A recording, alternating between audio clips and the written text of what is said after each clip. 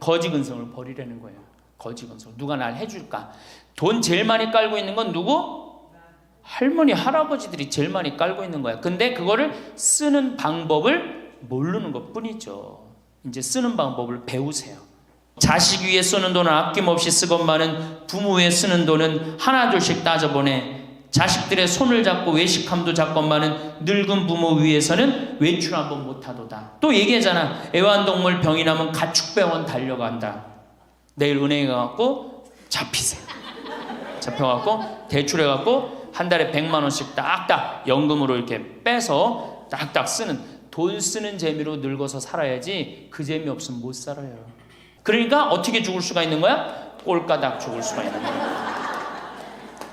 돈을 쓰다 죽어야지 꼴까닥 죽는 거지, 안 쓰고 가만히 있으면 바로 병든다는 거예요. 바로 병든다는 거예요. 열심히 살 때는 세월이 총알 같다 하고 쏜 화살 같다 하였건만 할 일 없고 쇠하니 세월이 가지 않는다 한탄하시더이다. 정신이 맑으면 무엇하리요? 자식이 많은들 무엇하리요? 보고품만 더하더이다. 차라리 정신 놓아버린 저 할머니처럼 세월이 가는지 자식이 왔다 갔는지 애지중지하던 자식을 보아도 몰라보시고 그리움도 사랑도 다 기억에서 지워버렸으니 그저 천진난만하게도 하루 세끼 주는 밥과 간식만이 유일한 낙이더이다. 자식 10여 남매 있으면 무엇하리요? 이한 몸 거할 곳 없더이다. 아들, 딸, 자식들 유명인사면 무엇하리요? 이한 몸 갈 곳 없어 요양원까지 흘러 왔더이다. 허리띠 졸라매고 최고 학벌 자랑하며 고생도 보람으로 알고 자식 뒷바라지 했던들 무엇하리요? 작디 작은 이한 몸 인생 종착역인 이곳까지 멀고도 험하였으니 종착역에 벗은 많으나 마음 나눌 곳 없어 외롭더이다. 요양원에 갔더니 앞을 못 보는 사람, 듣지 못하는 사람 속에 맑은 정신은 더 외롭더이다. 치매로 정신을 망각함은 차라리 고통에서 벗어나는 유일한 방법인지도. 몸 쇠하고 정신 맑으면 무엇하리요? 괴로움만 더한 것을. 가는 마당의 야속함도 사랑도 그리움도 추억도 정신에서 모두 내려놓으니 차라리 마음이 홀가분할 뿐 모진 비바람 다 지나간 조용히 흐르는 저 호수 같은 잔잔한 마음으로 돌아갈 뿐인 것을. 사람이 늙어가는 모습은 똑같다고 합니다. 세월에 장사 없다고 몸도 오래 쓰니 고장이 자주 나는 게 당연하지요. 이 한 몸도 오랫동안 내 것이냥 잘 쓰고 있지만 결국엔 버리고 갈 것에 불과한 썩어갈 거죽에 불과한 것입니다. 다만 사는 동안 별탈 없이 잘 쓰고 돌려주고 갔으면 좋겠다는 마음입니다. 욕심이 있다면 좋은 일을 많이 해서 혹여 이런 뜻이 하늘에 다다라 마지막 가는 순간까지 아무런 고통 없이 웃으며 갔으면 좋겠다는 것입니다. 어찌 이러한 복을 욕심부려 바라겠냐마는 평소에 건강식품 영양제를 부지런히 먹는 사람들도 늙어가는 모습은 결국은 그게 그것인 것 같습니다. 멀어지는 젊음을 놓지 않으려고 발버둥 치는 모습은 가여움마저 들게 하지요. 세월은 속일 수 없는 법입니다. 이런저런 수단을 붙들고 늘어져 봐야 가는 모습은 결국은 똑같습니다. 주름살 지우려 수술을 하고 화장을 진하게 해도 측은한 생각만 들게 할 뿐인 것을. 거죽 보수 공사에 괜한 돈 들이지 말고 있는 그대로 받아들이고 사는 것이 좋지 않을까요? 병이 들어오면 들어올 만하니까 들어오는 것이고 늙어가는 모습이야 오래 썼으니 어쩔 수 없고 다만 마음만 편하면 족할 것입니다. 편한 마음이 병을 멀리하는 것이고 아름답게 늙어가는 모습을 만들어줍니다. 여러분의 노후는 어떠신지요? 황혼역에 들어선 대다수의 사람들에게 닥쳐올 현실을 몸소 느끼고 계신가요? 어느덧 팔순 고개가 가까워오면 일주일이 하루 같다고 할까요? 나이 80이 되면 아무런 하는 일도 없이 무난 전화도 틈틈이 걸려오다가 어느 날부터인가 뚝 끊기고 맙니다. 아마 이럴 때 영락없는 노인임을 깨닫게 됩니다. 노인이 되어봐야 노인 세계를 확연히 볼 수 있습니다. 노인들의 삶도 가지가지입니다. 노선이 있는가 하면 노학이 있고 노동이 있는가 하면 노홍이 있고 노광이 있는가 하면 노고가 있고 노궁이 있는가 하면 노추도 있습니다. 첫째, 노선입니다. 늙어가면서 신선처럼 사는 사람이지요. 이들은 사랑도 미움도 놓아버렸습니다. 성냄도 탐욕도 벗어버렸습니다. 선도 악도 다 털어버렸습니다. 삶에 아무런 걸림이 없습니다. 건너야 할 피안도 없고 올라야 할 천당도 없고 빠져버릴 지옥도 없습니다. 다만 무심히 자연 따라 돌아갈 뿐이지요. 둘째, 노학입니다. 늙어서 학처럼 고고하게 사는 것입니다. 이들은 심신이 건강하고 여유가 있어 나라 안팎을 수시로 돌아다니며 산청 경계를 유람하지요. 그러면서도 검소하여 천박하질 않습니다. 많은 벗들과 어울려 논일며 베풀고 아낌을 받지요. 또 틈나는 대로 갈고 닦아 학술 논문이며 문해작품들을 펴내기도 합니다. 셋째, 노동입니다. 늙어서 동심으로 돌아가 청소년처럼 사는 사람들을 말합니다.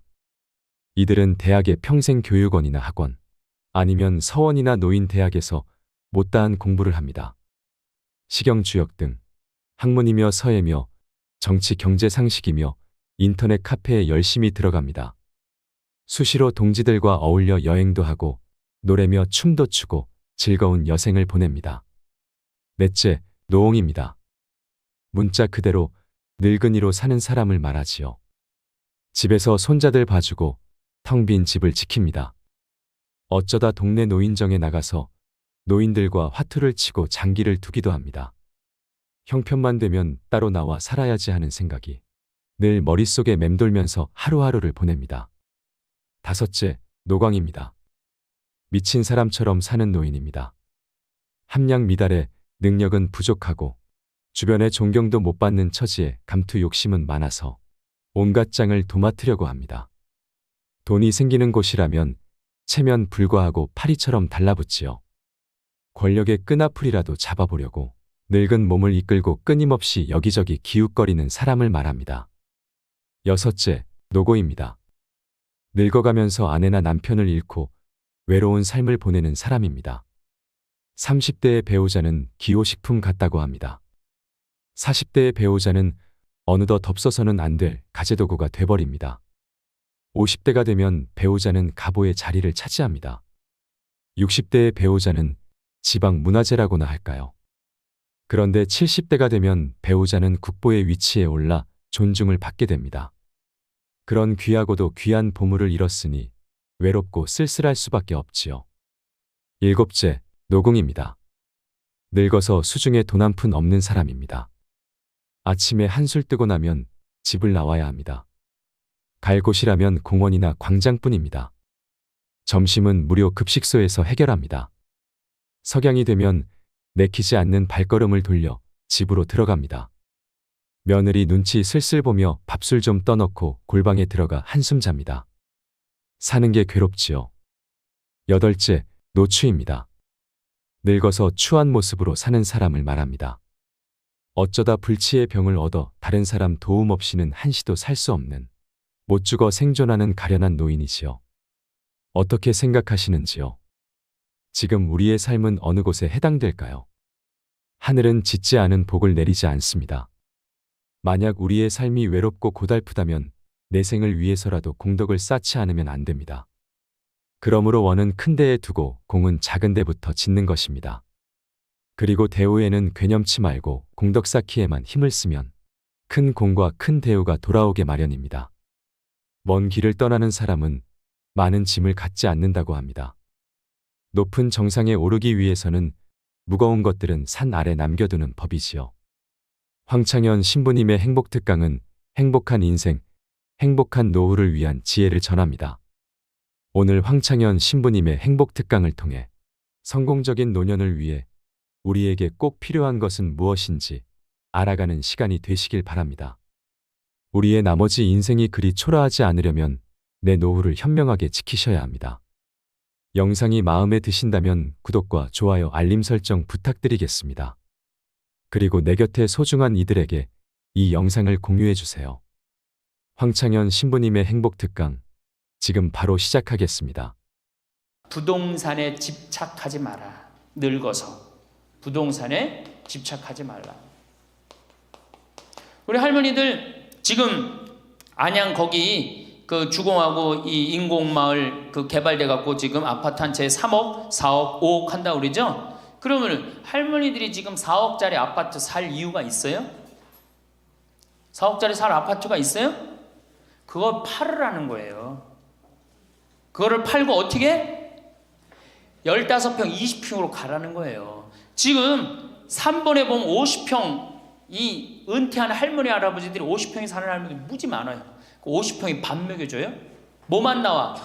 관리비만 더 나올 거 아니야. 관리비만. 근데 어떤 할머니들이 그런 할머니들이 있어. 자식들이 찾아오면은 집이 넓어야 되지 않느냐고. 자식들이 1년에 몇 번 찾아오는데 1년에 두세 번밖에 더 와요? 추석 때, 생일 때, 그 다음에 설 때. 그 외에는 거의 안 찾아온단 말이에요. 그걸 위해서 50평짜리를 그냥 깔고 앉아서 20년, 30년 앉아 있는다는 건 말도 안 되는 거예요. 그러니까 미국은 부동산이 30%, 금융이 70%라는 거예요. 그러니까 만약에 좁은 집에 해갖고 은행에다가 지금 3번에 뭐 5억, 6억이라는데 그거 은행에다 넣어놓으면은 어머니 아버지 인사 갈게요. 그래, 인사 오면 내가 호텔로 와라. 호텔에서 내가 맛있는 거 사줄 테니까. 그리고 먹여서 보내요. 그걸 뭘 집에서 그걸 기다리고 있어요. 그래서 부동산 지금 영모기지론이라는 거 아시죠? 자, 지금 4억짜리 아파트를 팔았어. 그럼 2억짜리 하나 그냥 얻으라는 거예요. 그 임대 아파트든지 조금만 아파트로 줄여서 가라는 거예요. 그러고 난 다음에 2억은 은행에다 넣으면 1억을 은행에다 넣으면 어떤 상품이 있느냐면 1년에 100만 원씩 나와요. 한 달에 100만 원씩. 그래갖고 이게 10년 동안 나와요. 10년 동안. 10년 후에는 1억 없어지는 거예요. 근데 할머니들 한 달에 100만 원 나오면 쓸만해 안 쓸만해요? 쓸만하죠? 예. 만약 2억을 집어넣으면 어떻게 나올까? 한 달에 얼마가 나와? 200만 원이 나오는 거예요. 200만 원 다 써요? 못 써요? 못 쓰죠? 그럼 한 50만 원은 혹시 10년 후에 또 살지 모르잖아. 그러니까 그거 또 은행에다 연금으로 또 하나 묶어두라는 거 10년 동안. 그럼 10년 후에 또 나온다는 얘기예요. 그렇게 해갖고 내가 이제 70에 집을 정리했어. 80이 됐는데 안 주고 그럼 90까지 나온단 말이에요. 이렇게 한 달에 150만 원 가지고 냉면 먹고 싶으면 냉면 먹으러 가고, 그 다음에 내가 다음 시간에 내일 얘기하겠지만은 수영장 다니고 헬스장 다니고 춤 배우러 다니고 경복궁 가고 창덕궁 가고 평창 놀러 오고 이렇게 살면은요 절대, 제가 성공적인 노하라고 미국에서 20년 동안 연구한 책 한 권을 다 읽었어요. 그랬더니 그렇게 사는 할머니 할아버지들은 중간에 쓰러지는 법이 없다는 거예요. 96%가 건강하게 살다가 죽을 때 많이 고생해 한 달, 두 달이라는 거예요. 그러니까 어떻게 죽을 수가 있는 거야? 꼴까닥 죽을 수가 있는 거야. 돈을 쓰다 죽어야지 꼴까닥 죽는 거지, 안 쓰고 가만히 있으면 바로 병든다는 거예요. 바로 병든다는 거예요. 그러니까 우리 할머니들 어떻게 하셔야 돼? 부동산을 어떻게? 내일 어떻게? 내일 은행 가갖고 어떻게? 은행 가갖고 평가 받아갖고, 더 좋은 건 뭐냐? 이 집을 팔지 않고 더 좋은 건 그냥 영모기지론이라고 그러죠? 영모기지론. 은행에 갖다 맡기고 다 내가 죽을 때까지 돈이 나옵니다.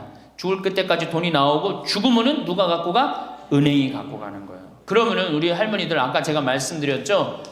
재산이 나오면 반은 국가가 갖고 가고 반은 자식들이 싸워. 반은 써보지도 못하는 거야. 물론 이것도 못 써보는 거야. 근데 내가 이걸 전부 다 은행에다 맡겨갖고 요 자식 용돈 주고 싶으면, 아까 기브 앤 테이크 말씀드렸죠? 용돈 주고 싶으면 용돈 주고 먹고 싶으면 다 내가 쓰다가 나라 경제도 돌아가잖아. 500만 명이 이렇게 쓴다고 생각해봐. 경제 돌아갈 것 같아? 안 돌아갈 것 같아요? 잘 돌아가요. 쓰고 싶은 거 쓰고 하고 싶은 거 하고 다니고 싶은 거 다니고 다 하다가 죽으면 누가 갖고 가? 은행이 갖고 가는 거야. 자식도 안 싸우고. 얼마나 좋아요. 그러니까 닭으로 잡아먹지 말고 뭘로 살아라? 달걀로 살아라. 그 다음에 부동산에 집착하지 말아라. 또 노년에 믿지 말라 원칙이 있어요. 노년에 뭘 믿지 마라? 첫 번째로 배우자를 믿지 말래. 남편을 믿지 말라 이거예요. 재산 관리를 어떻게 해야 돼? 노년에 공동으로 해야 돼요. 한번 어떤 할아버지가 어느 대학에 재산을 100억인가 할머니하고 상의도 안 하고 기증한 적 있죠? 저는 그거 바람직하지 않다고 생각해요. 혼자 번 거 아니잖아요. 같이 버는 거 아니야, 같이. 그러니까 할머니들 지금 재산 뭐 많은 재산은 아니겠지만은 그래도 재산 읽은 거 남편 혼자 읽었어요? 아니죠? 근데 남편이 할머니하고 상의도 없이 둘째 아들 보증 딱 써주고 왔어. 근데 그게 싹 날라가 버렸어. 그러면은 남편 보면 미워요, 안 미워요? 죽을 때까지 미운 거예요. 그건 삶하고 직접 연결되기 때문에. 그러니까 배우자를 믿으면 안 돼요. 제가 본당 신부할 때 농담 반 진담 반으로 항상 그래요. 마누라를 믿지 말아라. 그럼 할아버지들 와서 신부님 그래도 우리가 어떻게 살았는데 마누라가 내 돈을 해먹을 수가 있겠어요? 그건 가봐야 하는 겁니다. 가봐야 하는 겁니다. 그런데 제가 여기 이제 본당 신부 관두고 이제 평창에 와서 농사 짓고 사는데 할아버지 한 분이 내가 세례를 준 할아버지예요. 그 할아버지가 배 만드는 회사의 공장장이셨어요. 대단한 분이죠. 정말로 멋있게 생기셔서 머리도 쫙 넘기고. 그런데 저한테 와갖고 나하고 얘기를 좀 하자고 그러더라고요. 그래서 얘기했더니 신부님이 교리하고 신부님이 강론할 때 마누라를 믿지 말고 자식을 믿지 말라고 그랬는데 제가 그 얘기 들었을 때 내가 이 가정을 위해서 평생을 노력했는데 나를 무시할 수 있을까 그런 생각을 했대요. 근데 당신이 은퇴하고 난 다음에 자식들 아파트 한 채씩 다 사주고 평생 배 만든다고 자식들은 서울에서 살지만 본인은 저 아래 가서 살았단 말이야. 너무너무 미안해갖고 이 아파트 이름도 부인 이름으로 해주고 부인한테 2억인가 3억인가 현찰로 줬대요. 그러니까 자기 가족인 걸 다 나눠준 거예요. 근데 그게 딱 나눠주고 나니까 부인이 이혼하자고 그랬대요. 이혼하자고. 정말로. 그래서 너무 놀랬대요. 왜 난 평생 당신 자식들 키우고 뒷바라지만 했는데 당신 평생 해고 싶은 대로 다 하고 이제 집에 들어와고 나보고 뒷바라지 하라는 거냐? 난 못한다. 그러더라는 거예요. 그래갖고 그러면 나 혼자 살 돈이라도 줘라. 그 돈을 내가 왜 주냐? 그 할아버지가 나한테 와서 울면서 얘기하는 거예요. 절대 배우자를 믿으면 안 돼. 우리 어머니가 한 6년 전인가 아버지가 이렇게 자식들이 용돈 주면 이렇게 통장에 돈을 모아두는 통장이 있어요. 한 500만 원인가 600만 원 모아졌는데 어머니가 꼬신 거예요. 70이 돼서 여보 우리 살면 얼마나 사냐. 우리 수의나 좀 하나 해두자. 당신 거 내 거 나중에 자식들 불편하지 않게. 그럼 우리 아버지 또 착하니까 이제 갚는다고 어머니가 뭐 3월인가 4월에 돈 나오는 게 있으니까 1월 달에 수의하자고. 그래갖고 아버지가 줬대요. 갚는다고 그래서. 지금도 아직도 안 갚았어요. 지금도. 이 마누라를 믿으면 안 돼요. 마누라를 믿으면. 그리고 또 한 가지 중요한 거. 수의해놨는데 지금 6년 전인가 7년 전에 600만 원인가 700만 원짜리 2분 수의해놨는데 그거 지금 죽지도 않고 그거 장롱에서 썩고 있어. 썩고. 제발 그런 짓 하지 마세요. 수의는 왜 하나? 내가 지금도 그래. 그 600만 원 거 갖고 먹는 거 사 먹었으면은 무지하게 사 먹었을 거야. 동네 할머니들 다 사주고 멋있게 살았을 거야. 그런데도 어떻게 죽지도 않을 거면서 그런 거 해도. 우리 어머니 아버지는 뭐 제가 이거 장담하는 건 좀 그랬지만 지금 근력으로는 최소한 10년은 더 사세요. 그러니까 20년 후에 죽을 수의를 이른해 해둔다는 게 말이 돼요? 안 되는 거지. 그러니까 우리 할머니들 외로우니까 동네에서 막 뭐 화장지도 주고 뭐 바가지도 주고 그냥 그리고 결정적으로 한 방에 싹 해가는 거 뭐 비싼 거 하나 다 그냥 사기당하고 그러는 거야. 참 그래서 공부해야 되는 거예요. 그래서 정규 학교가 필요해야 되니까 4년제.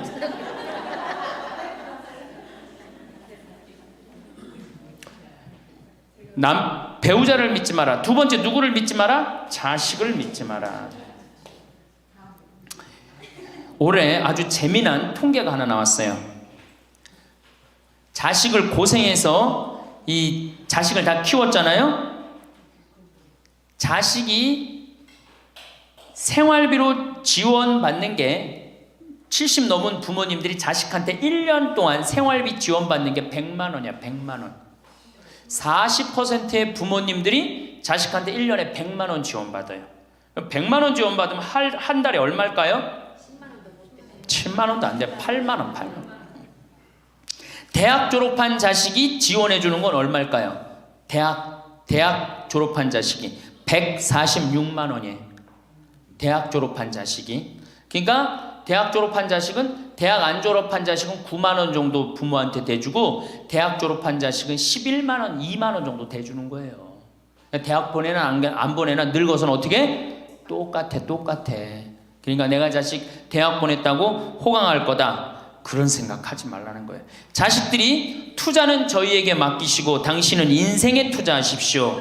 딱 쪽박 차기 쉬운 얘기예요. 지금 시대가 어떤 시대인데. 그래서 노년은 투자하는 시기가 아니라 뭐 하는 시기야? 관리하는 시기예요. 투자하는 시기가 아니라 관리하는 시기야. 노년은. 그러니까 우리 할머니들은 내가 가지고 있는 걸 얼마나 관리하느냐에 따라서 삶이 결정돼. 그리고 이 투자라는 거 재미난 얘기 하나 해줄게요. 또 자, 미국이 인베스트 뱅크라고 그래. IB 은행이라고 그래요. 투자 은행이라고 그래. 미국 놈들이 우리나라 IMF 터졌을 때 자기네들 은행에서 투자 막 해갖고 우리나라 거 다 싼 값으로 다 사갔죠? 그 놈들 지금 어떻게 됐어요? 지금 미국이 어떤 꼴 나요? 10년 전 우리나라 꼴 똑같이 나왔고 나라 도산하게 생겼어요. 미국이. 투자라는 건 위험한 거예요. 투자라는 건. 이게 자본주의가 결코 좋은 게 아니에요. 자본주의가. 이 도둑놈들이지. 돈 모아갖고 가난한 거 뺏어갖고 열심히 일궈놓은 거 다 뺏어가고 이게 현대 자본주의야. 좀 어려운 얘기하면 신자유주의라는 거야.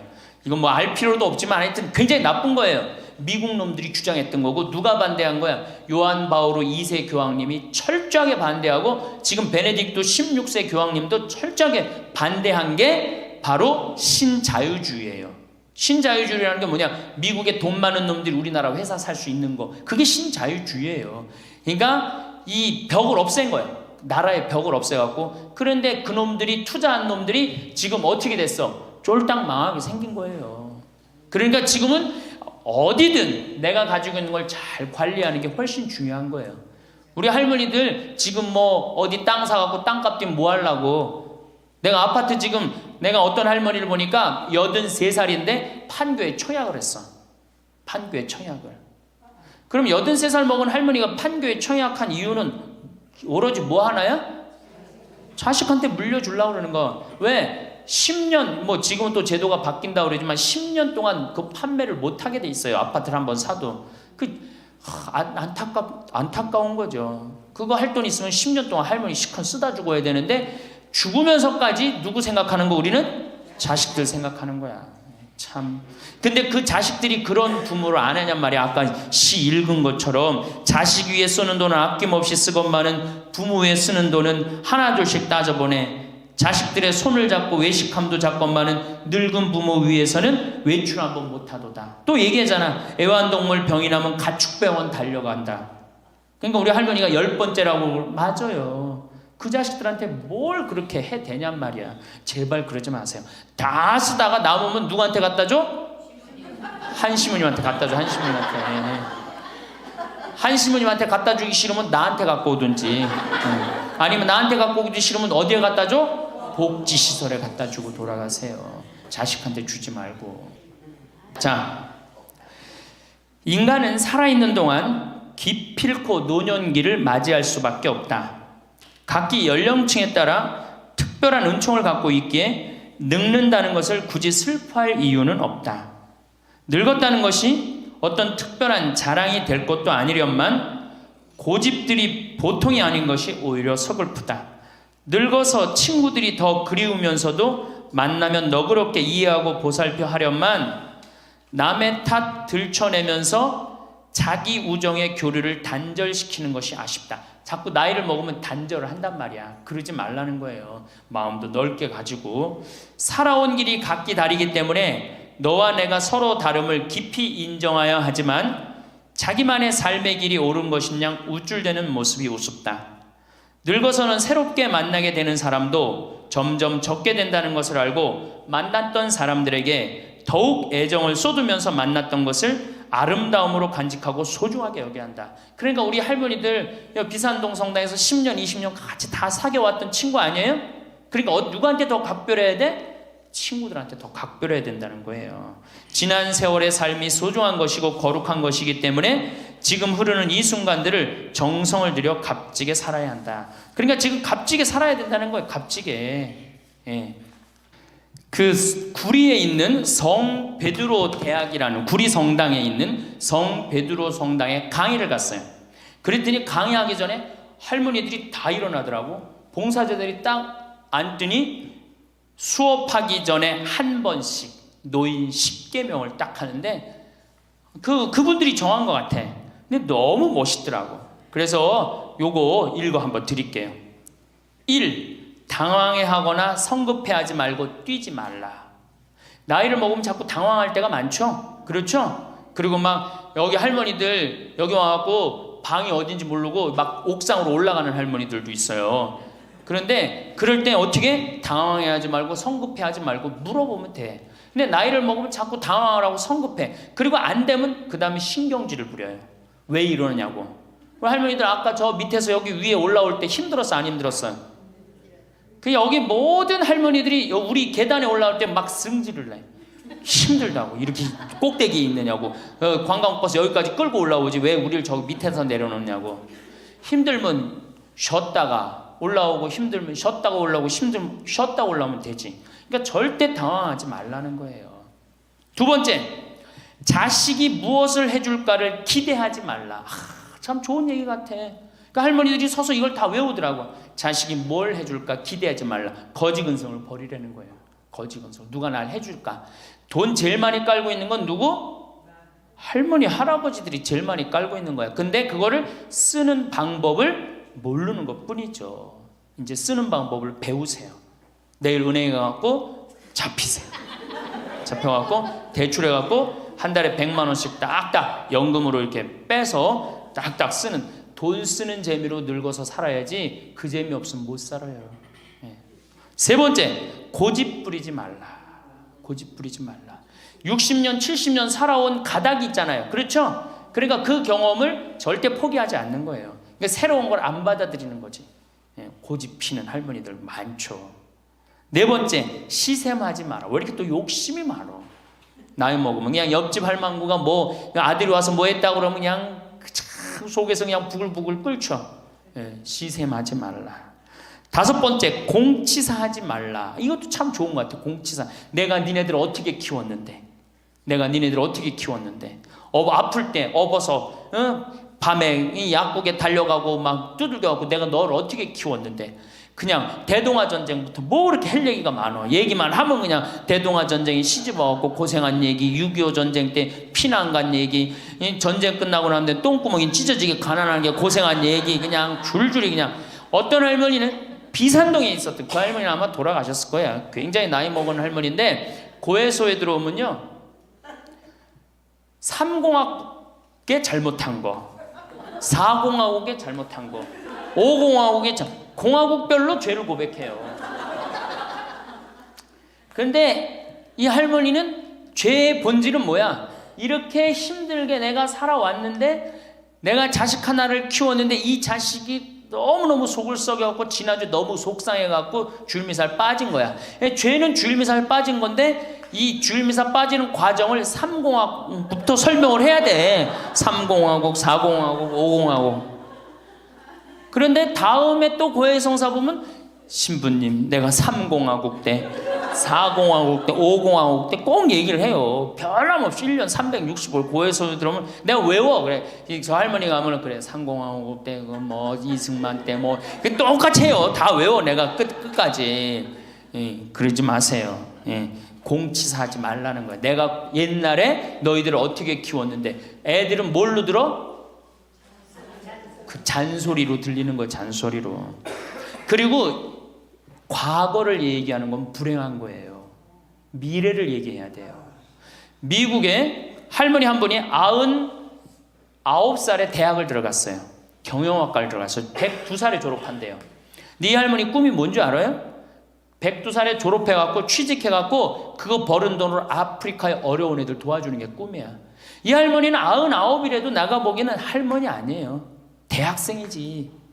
나이는 숫자에 불과한 거예요. 나이는. 그러니까 우리 할머니들 과거 얘기하지 마라. 뭘 얘기해? 미래. 앞으로 뭘 할 거다. 내가 앞으로 3년 동안 돈 모아서 성지순례 갈 거다. 3년 동안 돈 모아서 내가 제주도 이시돌 목장 갈 거다. 내가 돈 모아갖고 뭘 할 거다. 미래를 얘기하란 말이야.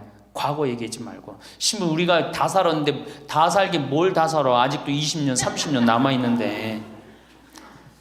여섯 번째, 날마다 샤워하라.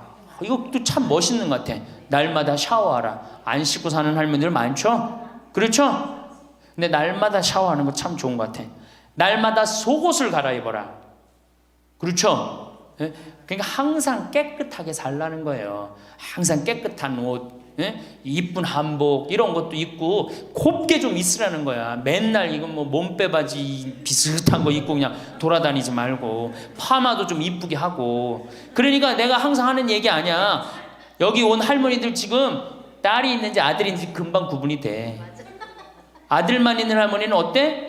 파마를 어떻게 하고 와? 철모 뒤집어 쓴 것처럼 해고 와요. 아들만 있는 할머니들 몇 있어 지금 그런 할머니들. 예. 자기 아들은 엄마가 파마를 철모 뒤집어 쓴 거 했든지 뭐 했든지 관심 없어요. 딸이나 돼야지 엄마 그 좀 염색도 좀 하고 웨이브도 좀 이렇게 주고 그러라고 그러지. 이 여덟 번째, 많이 듣고 조금만 말하라. 많이 듣고 많이 들으라는 거니 공부하라는 얘기예요. 공부. 제가 내일 이제 그 얘기는 드릴 거예요. 그 다음에 아홉 번째, 많이 움직이고 많이 걸어라. 이 굉장히 중요해요. 나이 먹으면 자꾸 근육이 땡기기 때문에 걷고 싶어 안 걷고 싶어요? 안 걷고 싶죠? 그러니까 안 걷고 싶으니까 그냥 집에서 참 쪼그리고 앉아있어. 쪼그리고 앉아있으면 굳는 거예요. 그대로 굳어버리는 거예요. 쪼그리고 앉아있으면. 그러니까 가능한 한 많이 걸으라는 거야. 그러니까 성당 평일미사 열심히 다니세요. 그냥 다닐 수 있을 때까지 다니시는 게 좋은 거예요. 그러니까 우리 할머니들은 지금 이 나이에 비산동 성당에 어르신 성경대학 나와서 배우지, 평일미사 나오지, 성경대학 나오면 밥 주지, 친구 있지. 아, 하느님 믿어서 받는 은총이 어때요? 정말 엄청난 거예요. 그런데 하느님한테 죽을 때 안 바치고 죽고 누구한테 주고 죽으려고 그래? 외국에 신앙이 깊은 사람들은요, 죽을 때 다 교회에 기증하고 죽어요. 신앙이 깊은 사람들은 자식한테 물려준다는 생각이 없어요. 우리나라처럼 이렇게 자식한테 매이는 나라가 없어요. 열 번째, 이게 이제 그 얘기를 딱 해내. 욕심을 줄이고 나누어 주어라. 욕심을 줄이고 나누어 주어라. 계속 나눠 주고 이제 얼마 안 남았는데 뭘 그렇게 끌어안아? 계속 나눠 주라는 거예요. 계속. 그래서 이게 우리 할머니들, 제가 우리 할머니들 보면은 어디 잔치집에 가면은 뭐부터 챙겨? 음식 싸가려고 그러죠? 욕심 피는 거예요. 음식 싸가려고 그러고 하나라도 더 가져가려고 그러고. 아니 지금 가지고 있는 거 고아원에 떡 한 번 갖다 주고 무료양론에 밥 한 번 더 갖다 주는 게 지금 급선무지. 내가 싸갖고 가갖고 그거 다 상한 거 뭐 하려고 먹어. 그러니까 우리 할머니들 어르신 성경대학에 전심 줘야 안 줘요? 주죠? 1년에 보통 며칠 정도 얻어먹어요? 한 40일? 한 달에 4번 정도 먹으니까 방학 있고 그러면 한 40일 정도 얻어먹죠? 40일 얻어먹으면 양로원에, 무료 양로원에 가서 밥 한 끼 대접해야 될 거 아니야. 어르신 성경대학이 먹고 땡! 그렇지? 먹고 땡이죠? 그러니 이게 저 뭐야, 이게 하느님의 자식이 아닌 거지. 껍데기만 자식인 거죠. 이제 어떻게? 욕심을 줄이고 나누어 주어라. 난 이 구리성당 그 성베드로 대학에서 일어나고 이걸 외우는데 멋있더라고요. 그러니까 우리 할머니들도 이렇게 노년을 멋있게 사세요. 그렇게 사셔야 된다는 거예요. 제발 자식 걱정하지 말고. 감사합니다. 여러분, 황창현 신부님의 행복 특강이 어떠셨나요? 늙어서는 돈 쓰는 재미로 살아야 꼴까닥 죽을 수 있다는 말이 참 감명 깊었는데요. 부동산에 집착하지 말라는 현실적인 조언도 좋았습니다. 노년에 믿지 말아야 하는 것 2가지. 배우자와 자식 이야기는 어떻게 들으셨나요? 예전에 어떤 할아버지가 할머니하고 상의도 안 하고 대학에 재산을 몇백억 기증했다는 사연은 제가 뉴스에서 본 적이 있는데요. 이런 분들 때문에 노년에 배우자를 믿지 말라는 말이 나오는 것 같습니다. 어쨌든 평생을 함께 살며 모아온 재산은 부부의 공동 소유인데 이 할아버지처럼 막무가내로 혼자 기부를 결정하는 것은 옳지 않다는 생각이 듭니다. 황창현 신부님도 그것은 바람직하지 않다고 말씀하시는데요. 노후의 재산 관리는 공동으로 해야 하는 것이 당연하다고 생각합니다. 70 넘은 부모님들이 자식한테 1년 동안 받는 용돈의 액수는 정말 놀랐습니다. 40%의 부모님들이 자식한테 1년에 100만 원도 지원받지 못하는 것이 현실이라고 하는데요. 자식한테 한 달에 10만 원도 안 되는 용돈을 받아서 어떻게 노후 보장이 될까요? 그러니 이제는 스스로 건사해야 합니다. 자식에게 부양을 기대할 수 없다는 것을 인정해야 합니다. 자식에게 내 노후를 맡기지 마세요. 자식에게 올인하다가 쪽박 차는 부모님들이 많습니다. 황창현 신부님의 말처럼 노년은 자식에게 투자하는 시기가 아니라 내가 가진 것을 관리하는 시기입니다.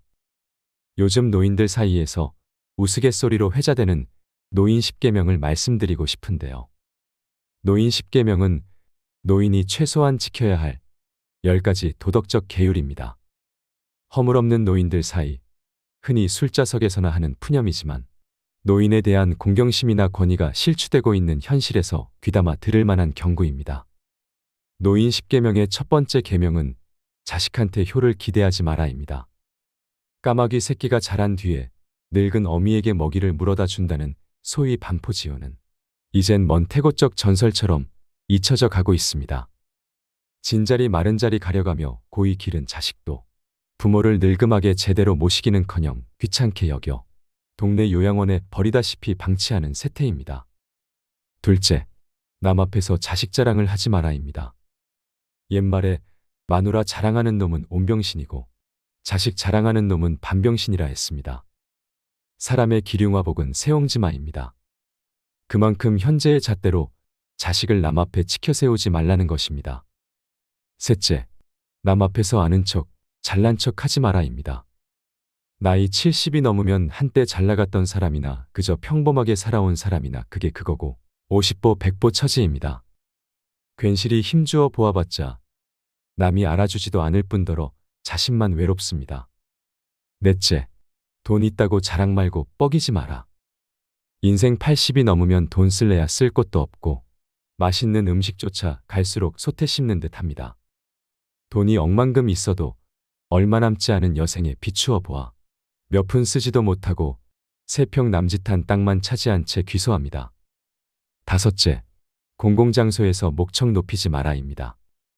허리는 꾸부정, 걸음걸이도 휘청휘청, 눈은 침침, 귓속은 위민거리는데 웬 목청만 그리도 높고 요란한지 마치 자기 집 안방이냥 행세합니다. 조용히 세상사를 음미하고 관조하듯 여생을 즐기세요. 여섯째, 지난날에 화려했던 한때를 내세우며 되씹지 마라입니다. 왕년에 그래도 내가 한 자리 한 몸인데 어쩌고 저쩌고 하며 허세 부리는 노인네일수록 별 볼 일 없는 친구입니다. 고매하고 훌륭한 인품의 노인은 어디서나 낭중지추처럼 은은하게 지적 향기를 내풍깁니다. 일곱째, 지하철이나 버스 안에서 노골적으로 빈자리를 노리지 마라입니다. 경로석이 마치 자신만의 전용석이나 되는 듯 승차하자마자 두 눈을 두리번거리고 좌석에 양보를 바라는 듯한 행동을 보이지 말아야 합니다. 이미 앉아있는 사람도 나름대로 다 사정이 있고 이유가 있을 터입니다. 여덟째, 대중이 있는 장소에서는 일행 중 다른 사람을 부를 때 의식적으로 고위직 직함이나 교수 박사 등의 호칭을 외치듯 부르지 마라입니다. 높은 직함을 부르는 것이 자기와 동일시하고자 하려는 심리적 언행일지라도 듣는 다른 사람에게는 거부감과 불쾌감을 자아냅니다. 아홉 번째, 자식에게 가진 재산을 몽땅 털어 넘기지 마라입니다. 재산을 자식한테 전부 넘겨주고 얹혀 살며 눈칫밥이나 얻어먹고 쥐꼬리만한 용돈이나 타쓰는 처량한 신세는 상상만 해도 끔찍스럽습니다. 열 번째, 맡고 있는 공식적, 비공식적 직위를 모두 내려놓아라입니다. 자기 소유의 기업체가 되었건 공공단체 명예직 감투가 되었건 80세가 훨씬 넘은 노인네 입장에서는 다 부질없는 거추장스러운 자리입니다. 얄팍한 자리에 연민을 두고 붙들고 있는 것은 노추고 노탐입니다. 구구절절 옳은 이 말을 그리 쉽게 실천하지 못하는 주책 없는 사람들이 많습니다. 새삼, 올라갈 때 보지 못한 그 꽃, 내려갈 때 보았네라는 짧은 시문에 담긴 깊은 뜻을 헤아리게 됩니다. 이제라도 인생 마지막 황혼길 아름답게 장식하시길 바랍니다. 마지막으로 황창현 신부님께서 들려주신 노인 10계명을 되새기면서 영상을 마치겠습니다. 첫째, 당황해하거나 성급해하지 말고 뛰지 말라. 둘째, 자식이 무엇을 해줄까를 기대하지 말라. 셋째, 고집 부리지 말라. 넷째, 시샘하지 말라. 다섯째, 공치사하지 말라. 여섯째, 날마다 샤워하라. 일곱째, 날마다 속옷을 갈아 입어라. 여덟째, 많이 듣고 조금만 말하라. 아홉째, 많이 움직이고 많이 걸어라. 열째, 욕심을 줄이고 나누어 주어라. 하나도 버릴 말이 없는 것 같습니다. 이 영상을 보시면서 어떤 깨달음을 얻으셨는지 댓글로 여러분의 소중한 의견을 공유해 주세요. 다양한 사람들과 허심탄회하게 이야기 나누면서 의미를 한 번 더 되새기신다면 가슴에 더욱 남을 것입니다. 이상으로 책틀맨이었습니다. 지혜를 쌓는 당신의 오늘이 아름답습니다. 더 좋은 영상으로 찾아뵙겠습니다.